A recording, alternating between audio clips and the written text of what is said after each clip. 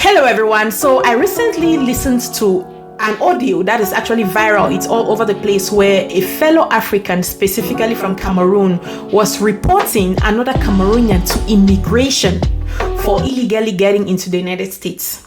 And when this immigration lady was asking more questions and asking this lady if this person has committed any crime, all of that, this lady had no clue. She doesn't know. She has no details, but yet she was so frustrated that this guy or these people she was referring to are in the United States. And this immigration representative went ahead to ask her, what is your motivation for reporting?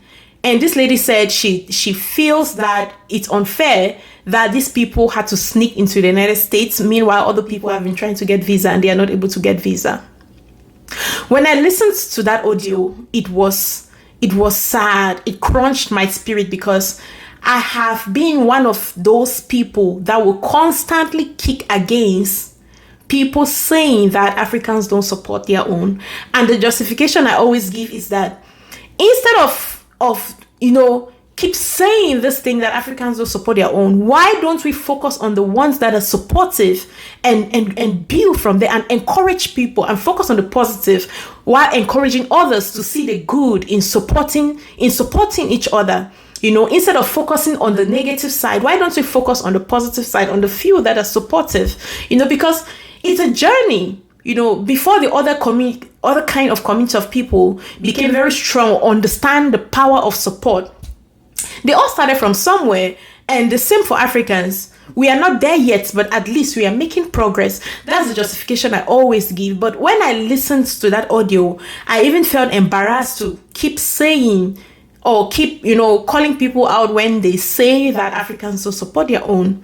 You see, now the point that I'm trying to make here is that the reason why this lady's issue became a huge deal and everyone is cursing this lady all over social media. Everyone is so frustrated. Like, why would you report your fellow brother? What kind of wickedness is that? We all are talking about this lady like that because it came to the open, right? It came to the open. I would like us to ask ourselves this question. When last did you ever refer your fellow African to a client looking for their services? When last did you ever see a fellow African trying to promote something on social media and you support them with just a like button that is free or a comment which doesn't cost you anything?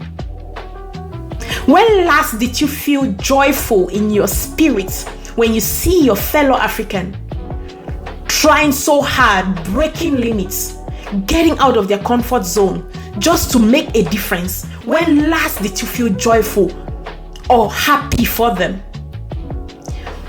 What I commonly see is people sabotaging their own. If they see a fellow community member looking to achieve something that they've not been able to achieve, they prefer to stay in their comfort zone, and yet this other person is looking to achieve this thing. What is common with us is that we go about sabotaging that person's business, sabotaging that person's image, even when that person doesn't even know them, just because you feel that jealousy in your heart. You don't know how to control yourself. I typically say this: everybody have that spirit of jealousy, but what is important is your ability to control yourself. So this is very common in our community. So stop acting like that Jesus just because this particular case has come to the open. I would ask us to introspect ourselves, because this has to stop. Really, this has to stop. Let's introspect ourselves and see what is wrong with us. Why can't we just be supportive of each other? And when it comes to this social media thing, this is one of the reasons why I try so hard not to judge people, because you truly may not understand. When it comes to social media, I used to be one of those silent followers on social media. I can see someone doing something on social media or just sharing the content. I may love it. I may laugh through it. I love it, but I will not say anything. I just watch it and pass. I used to be those silent people. because I didn't understand the power of me just clicking that like button to support them.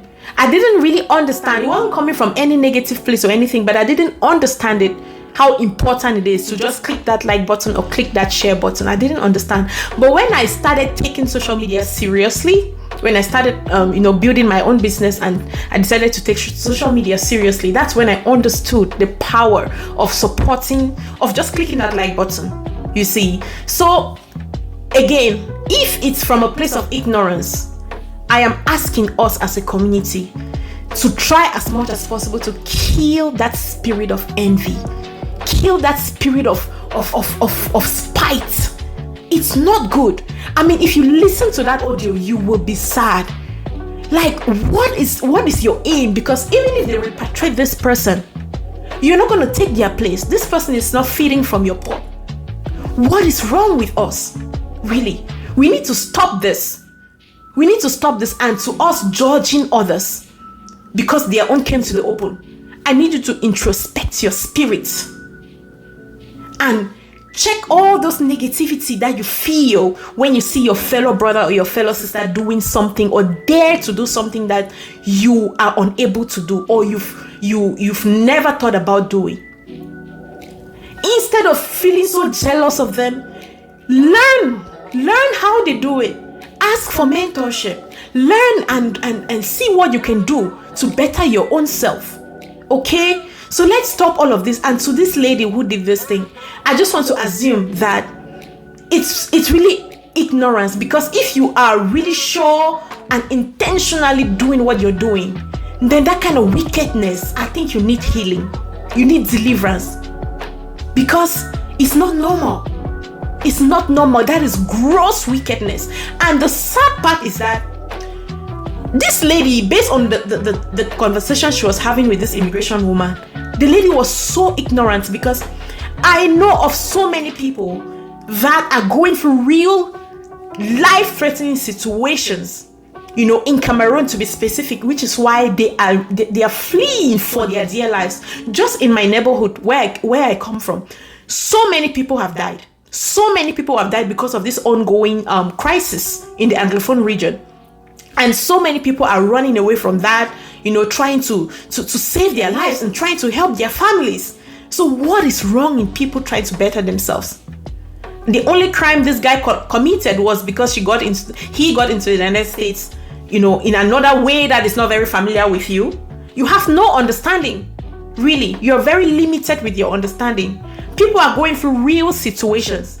And if you are not knowledgeable about the reality, educate yourself instead of coming across and making yourself look so dumb. Educate yourself. And to those that will get here through different means, and you're trusting people, telling people your ins and outs, people you don't even know that well, even people you know. Look, the person who came up with this statement that love all but trust none, this person wasn't stupid. This person wasn't stupid. So my advice to us is that keep your things to yourself. Keep your important things to yourself. Limit the way you share information, especially unsolicited information. And when you find that person that's asking you too much information for no justifiable reason, you need to stay away from people like that. Keep away your information from people. Do not trust people. Have love in your heart. Love people, but don't trust nobody. Don't trust nobody. That's all I have for us today. Okay? I hope we learned something from this. Take care.